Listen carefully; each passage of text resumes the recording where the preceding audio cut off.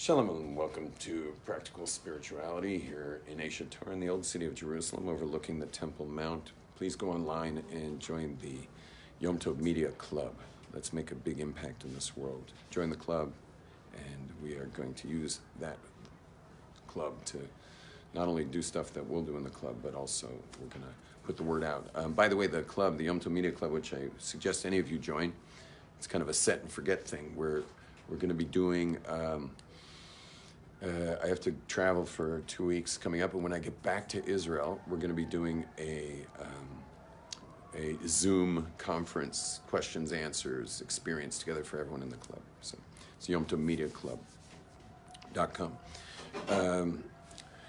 What I'd like to do with all of us is imagine you were wearing a T-shirt that said on it, "I'm not safe." And you walk around with a T-shirt that says, "I'm not safe." What do you think people would do? What do you think people would do if you had a T-shirt that said, "I'm not safe"? You.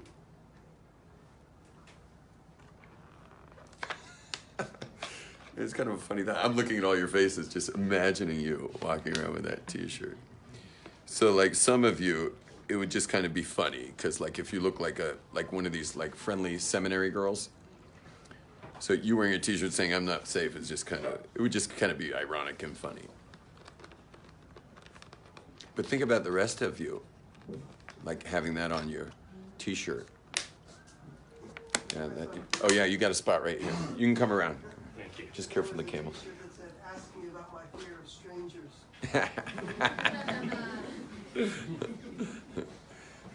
Wearing a T-shirt, "Ask me about my fear of strangers."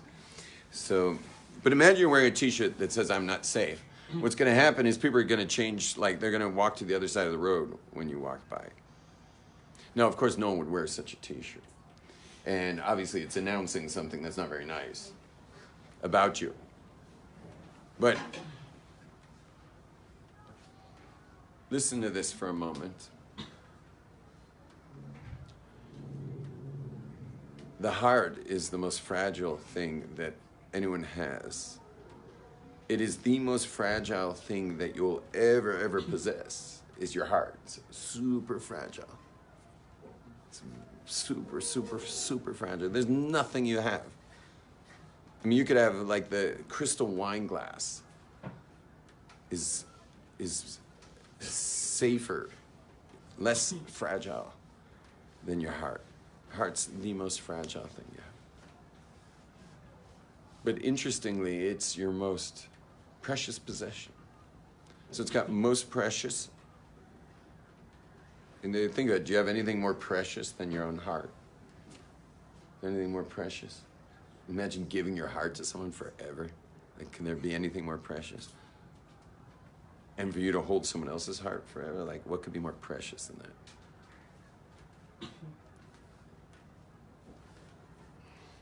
I mean, think about it like this. What's more, I'll ask you, like, what's the most precious stone? So famously, it would be the diamond, although there may be things that are more precious than diamonds. Can you do me a favor and just, can you sit here? Or with Cyril, either way. We got a table for two right here. Go quick, please. Oh, you had to put on your shoes, sorry. Table for two. Are you three over there? Let's do this here. There's a table for three.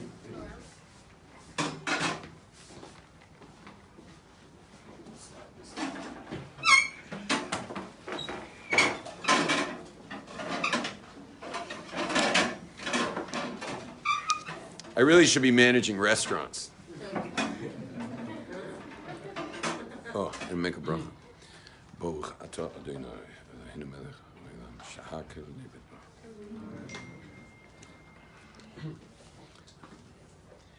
Now we were just saying that the most, well, I'm going to ask you guys, what's more precious, a $10,000 diamond or your heart? Which one? Your heart's more precious, so that's what I meant by your heart being precious. It's more precious than a diamond. I mean, imagine someone who got like a $10,000 diamond from someone who didn't hold her heart.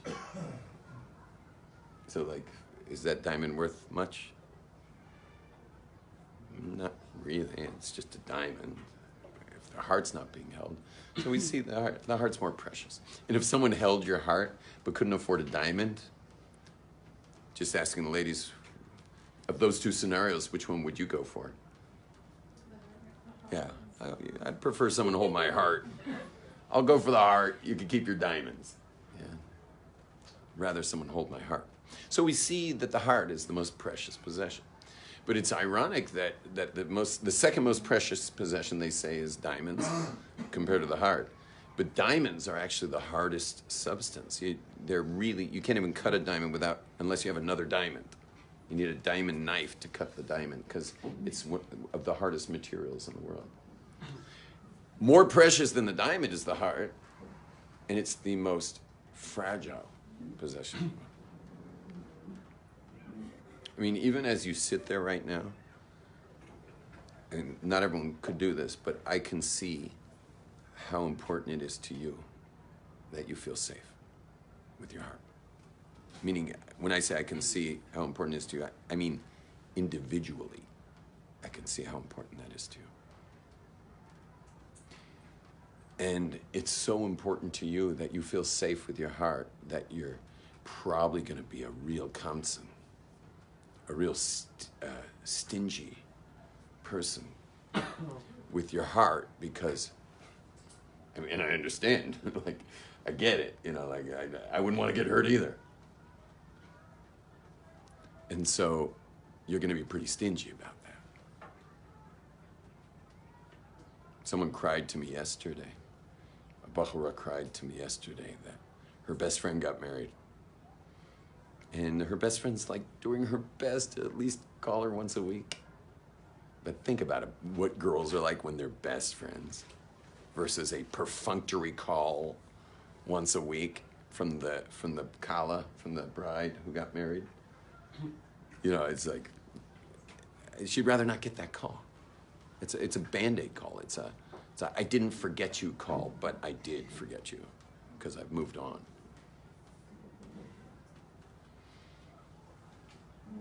My first daughter, before she started high school, I didn't warn her about this. My second daughter, I warned, and it didn't work. She still got too close. And my third daughter, I warned, and she also got too close. So I've given up. I don't know what's the right thing to do. I just let people get their hearts put through an egg slicer, and that's it. No.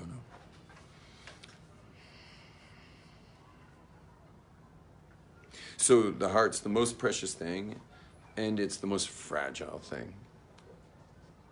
And the crazy thing about the heart is that it gets smashed to smithereens before you're 5, before you turn age 5. It gets smashed to smithereens before you even turn age 5. Like hundreds of times.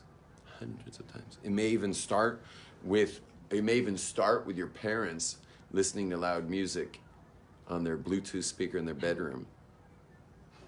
And you're 2, screaming your head off after a nightmare, but still in a crib so you can't get out.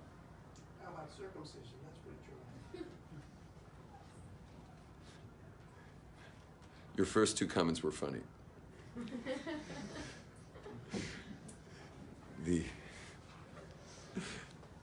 Your parents are they're just rocking out. I mean, they're just like, they're just having a great time. They're just, I don't know if you know this, but your parents are dancing to loud music when you're little in their bedroom. So, and anyway, but the baby's just like, I had a client who, one of their first memories, towards the end of the memory, is their parents opening the door into them and like rubbing them across the floor. Because the parents went out, and they only went out meaning they just ran down to the market just to pick something up. The baby was fast asleep. Not a baby, whatever, the 5-year-old was fast asleep. So they went down to the market. But when they closed the door, I guess they closed it too hard and the kid woke up. And also they ran into some friends at the market. Whatever, what should have been 10 minutes was 45. And the baby passed out, the 5-year-old, not a baby, passed out from convulsive crying in front of the front door until it passed out. And then the parents got home and they were like, just trying to push the door open, like scraping the baby along the floor, the baby. It's a 5-year-old baby. It's heavy, a 5-year-old. And they're like pushing the 5-year-old into the house while they open the front door.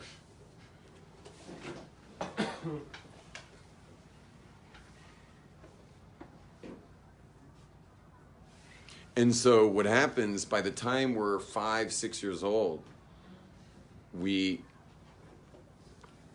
and onward, is that we get this sense of danger. We get the sense of danger that I could be hurt anywhere at any time. And if you think being at home with your family is safer, there are many families where the dynamic in the home is more dangerous than outside the home. Many families, it's safer outside with friends than inside. Certain parents. And certainly any family that's directly lineated to the Holocaust, meaning the lineage is from the Holocaust. A lot of those homes don't feel very safe. Even 3rd, 4th generation.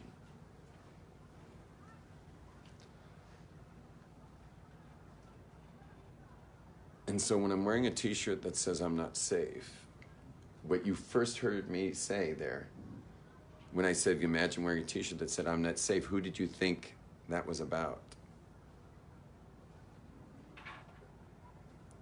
It seemed like what I was saying is the person that sees you when you're walking down the street is going to go to the other side because you're not safe. Who was it actually about? Was it about that other person? Were you warning that person? No. Who was it about? It was actually about you. It was actually about you. You're the one who was saying, I'm not safe. Now, I got a question for all of you. Just go to your intuition for this one. Do you think you need to wear a t-shirt that says that you're not really, meaning your heart is not really going to be safe? To allow it to be exposed, to be held, to be carried, to be cherished, to be taken care of, to be guarded and protected. Do you think you need to wear a t-shirt that's at risk and that you're not safe? Or do you think that even without the t-shirt, the vibrational message is, I'm not safe? You think you need a t-shirt, or you think it's hitting the world vibrationally? Yeah, it's hitting the world vibrationally.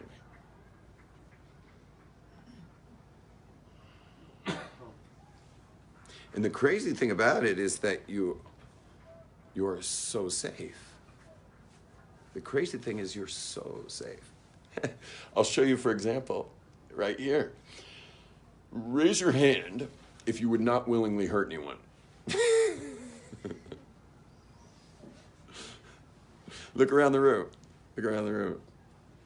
It's like everybody here. So like, meaning, this is what they do in Israel when they say you're crazy. They go like that to you. Like if you cut someone off, they like drive up and they're like, and they have a Hebrew word for it too. If the window's open, they say psichi, meaning you're like a psychiatric case. But they say the P, psichi. Yeah. And if 2 fingers, you're really nuts. Yeah. But that's what I'm saying to everyone whose hand was just up, that you're walking around like everyone's carrying a knife. They're not. The world is filled with people just like you who would like someone to be careful with their heart and would in turn be careful with yours. We're just crazy. We're living in isolation in some kind of strange charade of don't hurt me. All around the most beautiful, loving people who've been hurt too in the past and also woke up screaming when they were kids and also had their parents forget to pick them up from school and they waited outside until they were just standing there like for an hour until their parents finally realized that their kid didn't come home because that day was no buses because there was an after school event. The parents finally woke up to the fact that maybe they should drive by the school because they missed the email maybe. But the world's full of just people just like you who know how careful you got to be. Now, I'm not saying that you got to like put your heart on a platter, like a silver platter, and just say like, hold my heart, you know. Would you? Can you hold my heart, please? Are you my mother? You know, just, I'm not asking you guys. That's not what I'm saying. I'm not saying like, just go running around like trying to get everyone to hold your heart. But it is on a continuum, you know. There's a continuum between like,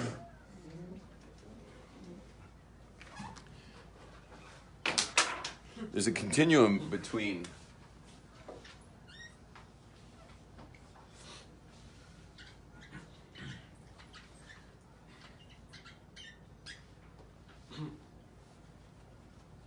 I put it up there.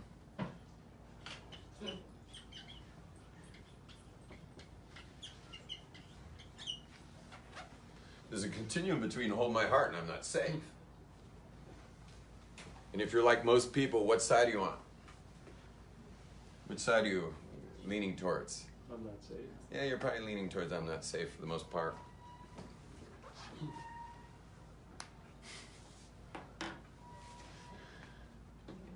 Now, this gets kind of into cosmic in a way because who's the one who feels not safe? You. What are you generating to the world without the t-shirt? What are you generating? Vibration. What's the vibration say? It's 3 words. We keep saying it over and over again. I'm not safe. I'm not safe. Is someone going to feel safe with you when you're saying I'm not safe? Think about it, just cosmically on an intuitive, like kind of instinctual level. I'm not asking you to go intellectual right now. Just on a very intuitive level. Is someone going to feel very safe with someone whose vibrational message is, I'm not safe? No. No.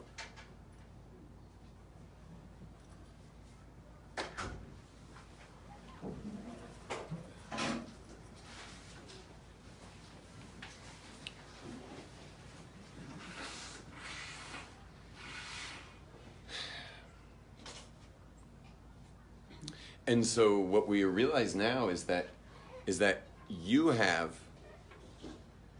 the intellectual recognition in this class, as you just saw everyone's hands raised, that no one's going to harm anybody purposely. So therefore, if this class is a random cross-section of people that aren't going to hurt you, like literally everyone raised their hand, no one in this room is going to hurt you.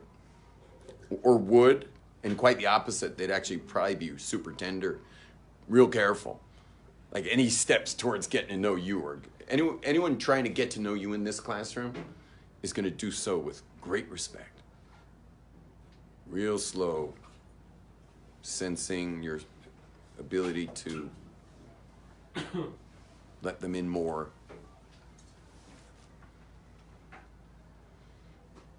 And meanwhile, knowing that intellectually, but feeling I'm not safe, is sending out a message that you're not safe. And so the likelihood is that no one would get anywhere near close to you in this room. Meaning no one's likely to allow you in because the message I'm not safe is going to hit them. I'm saying kind of deep stuff right now. I hope I haven't lost you guys. We're in like deep layers of emotional intelligence work right now. But meaning no one's going to hurt you. I'll say it again. No one's going to hurt you. I mean, it'd be like extreme statistical crazy situation that anyone would abuse your heart. So no one's going to do that. But because you're vibrationally saying I'm not safe,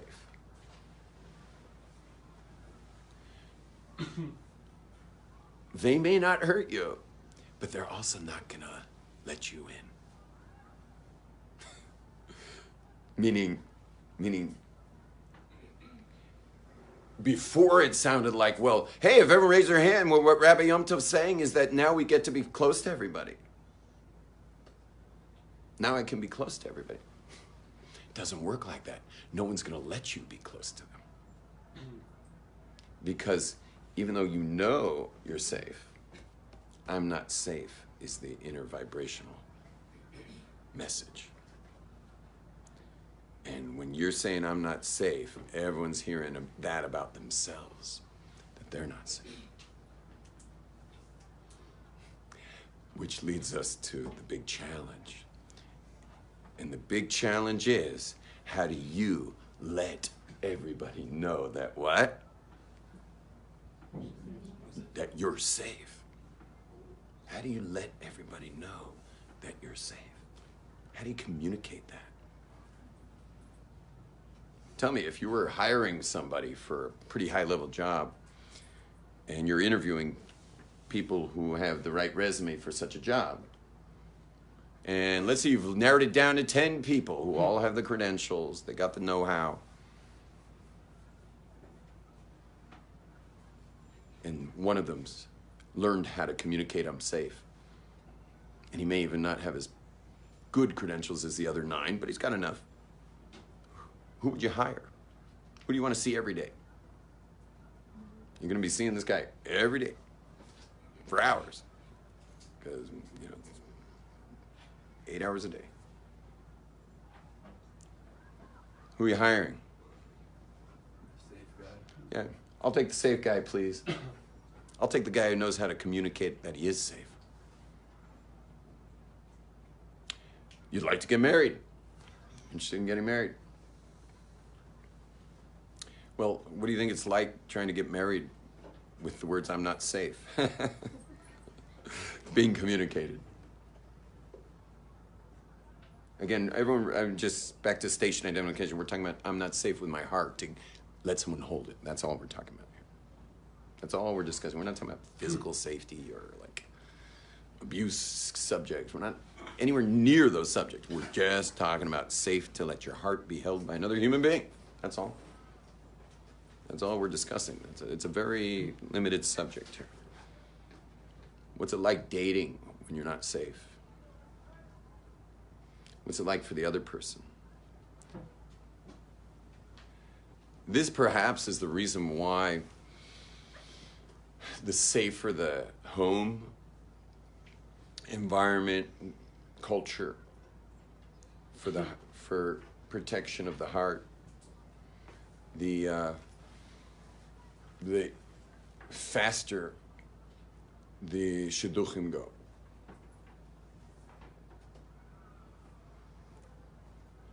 I mean, in my community where the heart's extra protected, I'm in part of a Hasidic community, so there's like, there's really, really protected. There's like almost no cross, there's no, I almost said cross gender. There's no like gender mixing it all, and even if we have guests in my house, there will be there's even a women's room and a men's room at a meal. It's a very protected place. Even at older ages, my daughters, even they're 17, 18, 19, 20, we still will escort them to our house. We don't have them walk home after dark.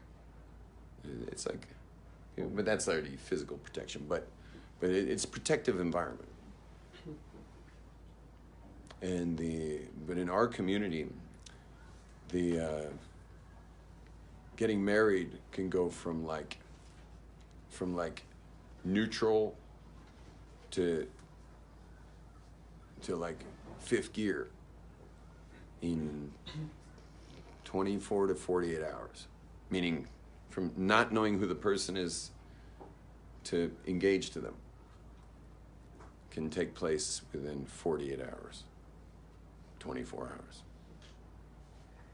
72 hours. Isn't that like Fast? like It's really fast. but isn't that like also in a way like a little bit like too fast? Like If it's too fast, they're going to keep dating. The couple, you don't marry people off when they're kids. These are mature people. They're the ones going for it. no, the age Parents don't, and I'm sure there's parents who push, but not every parent's an idiot. There's some parents are smart. So the smart parents aren't going to push. So they'll go out some more. Depends on the couple. You don't engage non-mature people. You understand? You don't give non-mature people this kind of speed in dating. But as long as they're mature enough and they're ready to go, that's good. How is an 18-year-old girl who's never spoken to a boy in her life supposed to know what she wants? And like in a certain extent, like of course. yeah, you know, she doesn't even know what sweater to put on. She goes shopping. She has a conniption, like whether to buy this thing, that thing. Like she doesn't know what shoes match. You know, with this outfit, she's gonna try this one, that one. But someone whose heart's been more protected. Again, everyone's heart's broken 1,000 times. But someone whose heart was less roadkill. That stuff she's good at. She may not know what to put on, but when it comes to like vibrational connectivity, she's good at that. I mean, even though an 18-year-old's young and dumb, no offense, even though an 18-year-old's young and dumb, like if some aspect of her was protected and therefore properly developed, she's probably pretty darn good there. I would guess that in some communities, that an 18-year-old girl is her heart's more developed for allowing someone else to hold it than many metropolitan areas of women in their 35 plus. That she's got more intuition still available to her of who would hold her heart best. Again, she doesn't know what shoes to put on. The 35-year-old's, you know, she already knows her colors. You know, like she knows exactly what works for her. Like she doesn't have that same crisis every time she goes shopping. She just knows what works. Because a woman who's 35, she's in her body already. She like really lives inside her world. Unlike 18-year-olds who like just look so random, no offense. So, by the way, you can go to, there are people who will help you. I don't know how much it costs. My mother went to someone eventually in Los Angeles. She went to someone who just like she says, these are your colors. These are the colors you buy. And it was amazing. It was like night and day. How my mother looked once she went to someone who explained to her, just based on her, you know, what's some women wear prints that should never, ever, ever, ever wear a printed outfit. And then another person's wearing solids who belongs in prints. And so, anyway, but these are all things that you figure out after a while. And they're, but the heart is when well protected, is excellent at knowing when it's right. And there's nothing wrong with asking for another date, just to think it through. And there's nothing wrong with asking some of the wisest people you know, whether you're on the right track. So it's basically like, from what I'm understanding, the more someone's not sheltered, but from like all Sheltered. the environment, I guess, Yeah. the more they are like on the left side rather than on the right. Yeah, they're more on Hold My Heart, for sure. Okay, so let's get back. Question is, how do we communicate that we are safe? How do we communicate we're safe? So let's go into that a little bit. This is going to be a little more painful than my classes usually, so I apologize in advance. The I'm not safe words, meaning that my heart's not safe to be held, is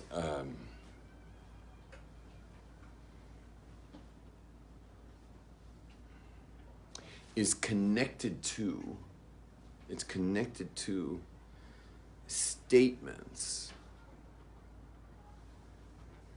inner statements about yourself. Meaning if you called me inarticulate, you think that would upset me? No. If you called me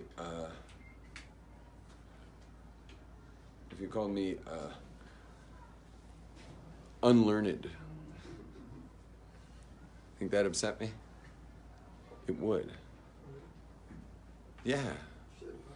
I've spent the last 27 years, yes, I studied Torah, but I've spent most of them standing in front of people. While my colleagues, like good friends that have been with me all these years, spend 6, 8, 10, 12 hours a day studying Torah for all the 20, now this June, is it June yet? Or May? And June will be 28 years. I have friends who have not lifted their heads from the wisdom of the prophecy of Torah for 28 years. We came together.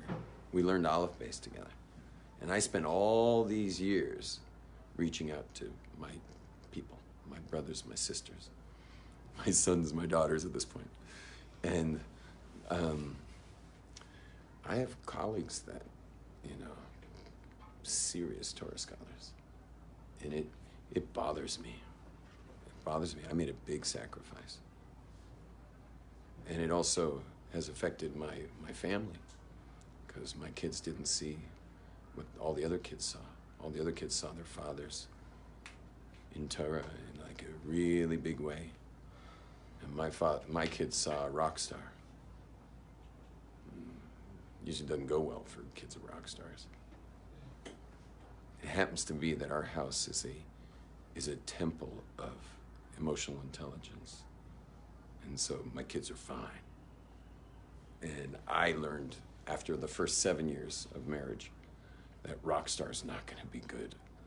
So we're married, this year we'll be married 25 years. So I've healed this rock star business for the last, whatever, 7 minus 25 is 18 years, thank God. So about your age is when I realized, when you were born, I realized that this was not going to work. What do you mean after you became religious, you still were doing rock star stuff? Yeah. Don't think becoming observant means you stop playing all your games. It's easy to put on a kippah and still be, because my biggest fear was social anxiety. Like what people think of me was like, it was everything to me. It was like people should like me because, as I said before, we have to get in touch with the voices that's causing this. So my voice inside was, I guess in a nutshell, was something like unacceptable. And so I didn't feel safe. I didn't feel safe because I didn't know if people would accept me. But like Rabbi Rockstar, that seemed to work for a while. And it would have kept working. It's just I had a miracle, is that my colon shut down from the stress of every single class, every single speaking engagement, every single concert I was playing, eventually these kinds of voices inside of us that the I'm not safe is triggering, like there's a voice in there. You have to get in touch with your voice. My voice was unacceptable, but you got to get in touch with what your voice is inside. But eventually it will find a weak spot in your body. My weak spot was my digestion. And so it went after that spot. Some people goes after the low back. Some people goes after the headaches. Some people goes after other things. But it's not just I'm not safe. It's I'm not safe comes with a certain voice inside of you, about you. And it's really important to you that no one ever triggers that voice. For some people, it's has to do with, like mine, like what people think of you. From other people, it has to do with your ability, like, like success or failure. Other people, it has to do with your own autonomy, meaning that you're in control of your own life.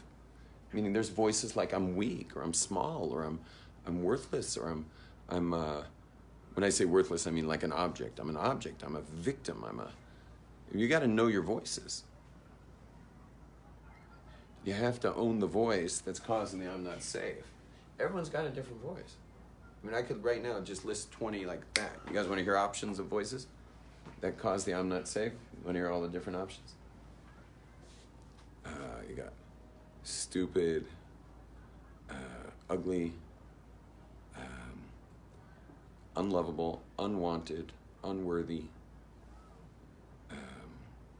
lost, weak, small, victim, incapable, not as good as, fill in the blank with someone like a sibling or a parent or something, not good enough, ill-equipped, schlemazel, doomed. You realize we're all walking around with not just one of these voices. Many of us, I mean, I wouldn't ask you to raise your hand, but how many people, you know what, let's just say it like this. How many people identified with one? With one, be honest. Okay? What are you wearing on your t-shirt? What are you wearing on your t-shirt? And that's it. Because anyone at any time can just like touch that nerve and send you into a tailspin. Especially parents. I was 3 months with my father. You what? I was 3 months with my father over the winter. 3 months, he's 92. Wow. Every other day he's calling me an asshole and a loser. Every other day. Wow. I'm 68 years old, And I say, what a blessing that I can be experiencing that at my age. Sorry. Oh no, I got over it. Yeah. I mean, I guess at 68 it becomes kind of humorous. I was just, what a blessing. Still alive. So I call him up. Yeah. You'll miss the day he doesn't call you a loser. Absolutely. Yeah. Shalom Aleichem. We got a seat for Hasidim up here.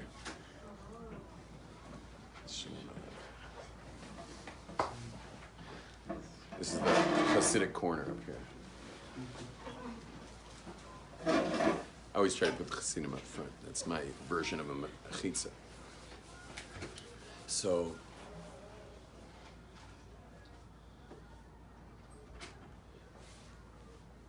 let's get things like clear here. I'm not safe. It's about me. It's radiating to others. It's communicating that even though you'd never harm me, don't get near me. Meaning people are being told basically stay away from you. Don't get near me, because you're radiating ultimately that you're not safe for them, even though you are, because it's really you're the one feeling not safe. It's just that's what the message coming across. That message is really coming across because you are not safe, because anything can trigger the voice inside your head about yourself that you truly believe. Now, here's the next thing, is that are any of that long list, I did 15 different adjectives about ourselves, are any of those true? Any of those true? Have you ever seen an ugly person?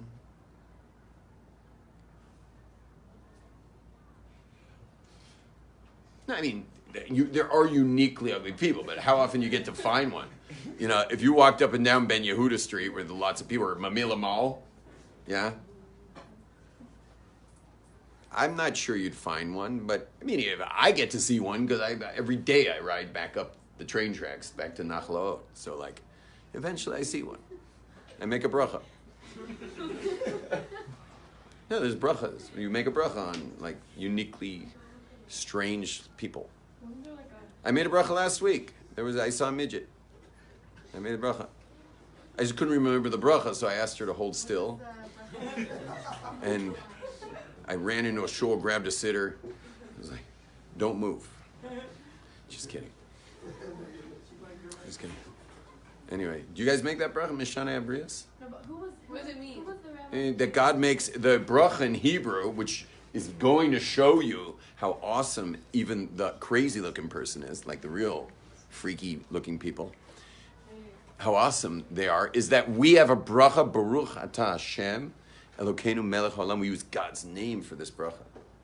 And then we say, Mishaneh Habriot, that he makes unique individuals sometimes. Sometimes he makes someone really unique. I saw someone a couple years ago that it was a midget with full-size legs. Meaning the full-size legs. I'm not sure their hips were maybe even higher than mine.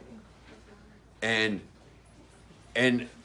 so like the feet to the hips were higher than the whole body of the person. The body, it would be like going up to my hips and then the head was right here. It was a midget that got planted on full-size human legs. I mean, that was for sure, that was a bracha the Mahadran. Yeah, that was a Mahadran bracha on that. But God makes unique individuals. Everybody is really that unique individual.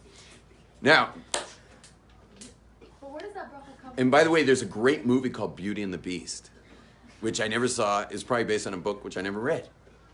But I think it's about a very beautiful woman and a beast. Meaning a guy, but he looks like, meaning he was born all deformed. He was born, what's that? Like he got turned and stuff. Yeah. Anyway, he was deformed or whatever, but she saw only the beauty in that person. And I'll tell you another thing that's quite amazing is, just switch seats for a second.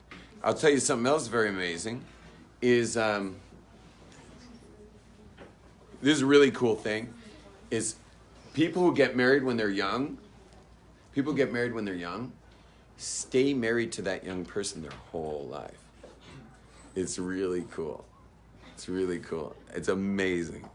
It's just the strangest thing. I mean, my wife and I, like, we're married 25 years, and every time I look at my wife, she's the exact woman I married that day. It's the weirdest thing, and she sees it too. Like, we don't get it, like, that we've aged 25 years. Because when you're staring at that same person every day, you stay with that person, and it's amazing. I always feel bad for people because sometimes the people are they're divorced and they're dating and they're like looking for someone in their 40s, but they're like really meeting people in their 40s or meeting people in their 50s, and they're sensing that age. But when you get married young, and by the way, when I say get married young, I mean even someone getting married in their 30s and marrying someone, like, the age locks in for the rest of your lives. It just locks in for the rest of the time. By the way, the greatest thing for looking young forever, though, is to love yourself. Like, you know how much people spend on, like, makeup and, like, plastic surgery and hair color and, like, you know, as they age, they could save so much money. All they got to do is, like, spend a couple grand going to personal transformation workshops. Go to all the top gurus in the world. If you're Hasidic, go to mine, because I don't know if you want to, because the only way to grow in these things is you have to totally surrender to the process, which means you're really surrendering to the seminar leader, which is like, if you actually care about your mental real estate, it's better that the person leading it is kosher. If you're observant, like very observant people are very careful what goes in their head. But if you're not that careful, well, there's some great leaders out there. Go put yourselves in there.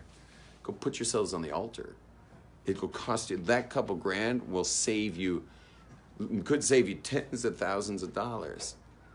Because someone who loves themselves just like shines. They're just beautiful people. Beautiful people. I could take you to people in their 80s, 90s here in Yerushalayim, and they're just the most beautiful people you ever saw. They're just radiating light, like forever. But you gotta break through your stuff, and it's a great savings, amazing savings. You gotta spend the money in advance to get, like an international standard trainer to get you to the point of crying out the voice in your head. Because that voice didn't come from nowhere, did it? The voice in your head that has you not safe. It may not be true. It may not be true. It may be totally false, but it's true for you because of wherever that thing came from. And unfortunately, it seems to be that the only way out of it is a insane, totally intense, convulsive cry. Which, like, when's the last time you had an intense, totally insane, convulsive cry? Literally from the depths of when you got that inner voice to begin with. Like, when's the last time you did that? Like, never. Last night I was in a restaurant, and I took a group of men from Mexico out to dinner, but we had a private room in there, and I was leading meditations, and so it was all candlelit. Super deep experience. Anyway, at one point in one of the meditations, I just felt that there was presence in the room. And I opened up my eyes, and I saw that, I guess, Hasidim who were here for Lag BaOmer, who must have been eating in that restaurant, must have seen me like walking into that room. Anyway, when they finished their meal, they all came and took seats in this candlelit room for this meditation. And anyway, after the meditation, turns out that the woman was a personal growth person herself. Someone who does personal growth work with people, and she's really gotten somewhere with it. And she said to me that she's always wanted to do my program, but she said, can't I love myself without going into like convulsive fetal position, crying my guts out? And I looked at her and I was like, no, you can't.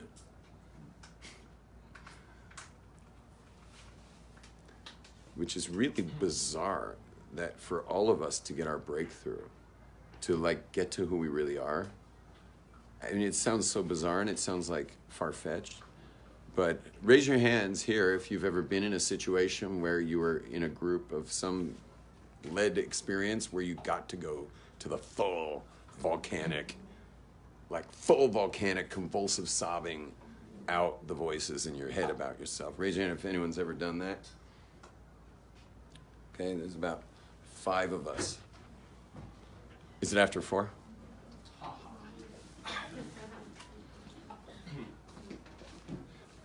Hi, everybody. Oh, did I just make like a too dramatic of an entrance? You I have to can't go believe online. I You didn't gotta know. go online if you're gonna do this. Hi, Mom.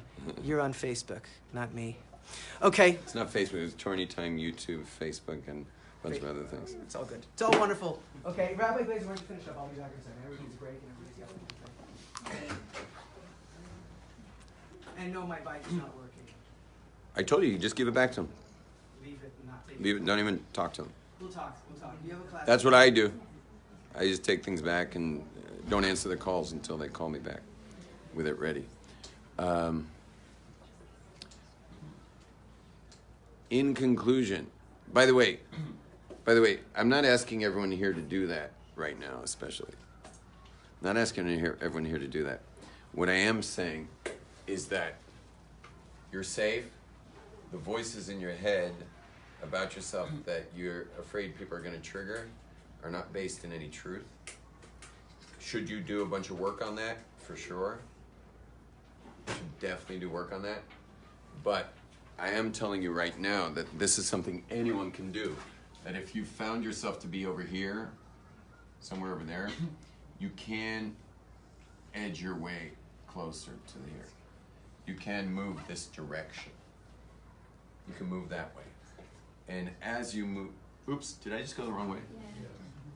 Sorry, if you find yourself over here, you can move your way in this direction. As of immediately. Like you can do this immediately. Be friendly and connective. Talk to strangers often. There's all kinds of exercise. I don't have time now because I realize now I blew my time. But one example alone, talk to strangers often. It's really good for you. Talk to strangers. There's many other tips of what to do. But but you can actually start celebrating with people and enjoying people and expose yourself a little bit and allow yourself to be held, and you'll be shocked to see that you're going with really old recordings inside your head that will not be valid once you let someone hold your heart a little bit, and even a little bit. Like a stranger, obviously, you're not going to let them hold your heart a lot, but a little. I really enjoyed my flight back yesterday from JFK. I shared genuinely, and the person sitting next to me was not planning to talk to me at all. Shared genuinely after a while. It was really nice. And in the morning, it was a 70-something-year-old lady. Her husband had a bottle fall out of the overhead compartment. He was sitting like in another area of the plane, another cabin, and had to be rushed to emergency when we landed and everything. She needed somebody, this lady. She didn't even get to see him. He was like, they came on and rushed him out first. You know, obviously she was with him during the thing, but she had a crisis. She had someone with her during that crisis because I was able to share genuinely until she was able to share genuinely hours before the bottle landed on her husband's head. Share your life. Share your life. You're pretty safe. You're pretty safe. Shalom, everyone.